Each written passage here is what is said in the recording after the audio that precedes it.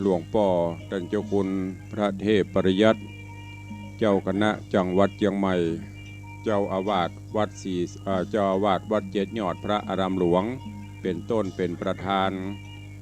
ครูบาสังฆเถระเจ้าภิกขุสงฆ์สามเณร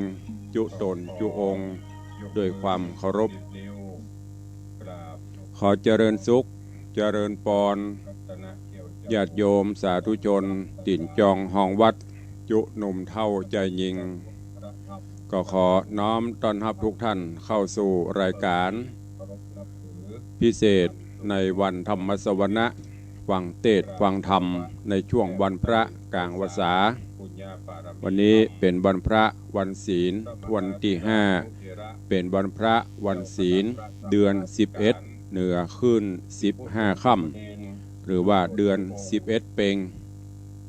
เข้าภาษามาครบถึงวันนี้ได้1 เดือนเต็มอันเป็นวันพระวันศีลวันที่5ภาคมงายตะกี้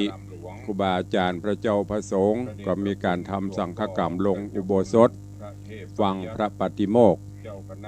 เวลานี้ถ้าเป็นปกติญาติโยมศรัทธาเขาก็จะไปวัดไปวาไปฟังน้ำฟังธรรมหรือว่าอาบน้ำฟังธรรมกันเวลาบางวัดก็ประมาณบ่ายโมงบางวัดก็ประมาณบ่าย2 โมง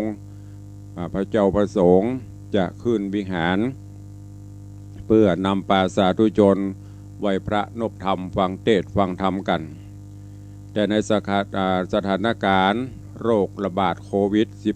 -19 ก็ยังระบาดอยู่ต่างคณะสงฆ์ก็เป็นห่วงในความปลอดภัยในการแพร่เชื้อก็ได้แต่ละวัดได้จัดกิจกรรมในวันพระวันศีลตามความเหมาะสมตามความพร้อมของแต่ละวัดแต่ละวาในส่วนของทางวัดวังสิงห์คำนี้ก็ได้ร่วมกันกับทางสถานีวิทยุคลื่นพระพุทธศาสนาและวัฒนธรรม 104.50 ของวัดฝ่ายหินได้เอ่ยกับท่านผอ.ว่าจะร่วมกันจัดเทศน์แบบออนไลน์โดยมีกล่าวกับผมอาตมภาพรับภาระหน้าที่เป็นองค์ธรรมกถึกองค์เทศนาธรรมแบบปืนบ้านล้านนาเมืองเหนือศีลละผูกจนครบ13ศีลญาติโยมศรัทธาได้รับฟังกันต่างวิทยุ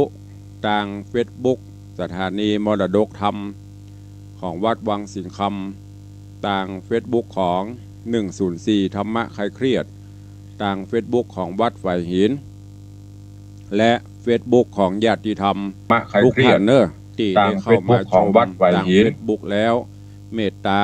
ได้กดแชร์คนละ1 แชร์เพื่อให้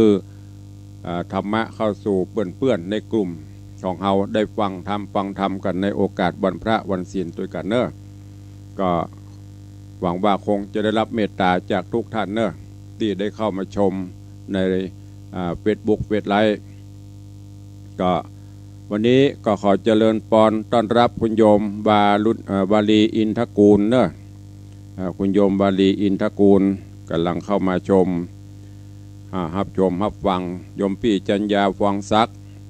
นี่ฟังตึงเจ้าตึงสายตึงบ่ายตึงค่ำแล้วก็มีท่านเจ้าอาจารย์พระครูวินัยธรเมธาศิษย์ก็ได้เข้ามาติดตามรับชมรับฟังเสียงธรรมะด้วยกันเจริญปอนต้อนรับคุณโยมสุภาพขันนาคุณโยมสุภาพคุณโยมเทียมจันทร์ขันนานี่ก็เป็นโยมอุปถัมภ์อุปถากวัดวังสิงห์คำแถมครอบครัวหนึ่งได้เข้ามาชมถวายการต้อนรับท่านเจ้าพระสมพรทิตะโสพโนได้เข้ามารับชมรับฟังเจริญปอนต้อนรับโยมพี่แสงล่าแก้วมาลีได้เข้ามาฟังแล้วก็แม่เลี้ยงทัดพิชาสุสิงห์คำพ่อเลี้ยงธนวัฒน์สุสิงห์คำก็กำลังรับชมรับฟังกันตั้งบ้านตั้งจองคุณโยมปัทมาแจมโรกราบนมัสการเจ้าตุป่อฟังอยู่สาธุอนุโมทนานอกจากนั้นก็มีโยมปีอภิวัน หรือว่าโยมปี่อภิวันนี่อันนี้มันมีมะเอกเนอะเป็นโยมปีอภิวันกำลังเข้ามาชมก็เมตตาเนอะทุกท่านที่เข้ามาชมแล้วกดแชร์ออกไปคนละแชร์เนอะวันนี้เป็นรายการพิเศษในวันธรรมสวนะวันพระวันศีล ขอบพระคุณทุกท่านที่ได้เข้ามาติดตามรับชมและขอบคุณญาติโยมอีป่อยแม่ป้าอุ้ยแม่ป้าที่อยู่ทางบ้านทางจอง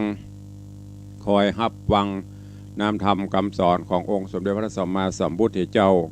ท่านใดที่ได้เตรียมพานเตรียมขันเข้าตอกดอกไม้ก็ยืดโยงกันเอาเนอะ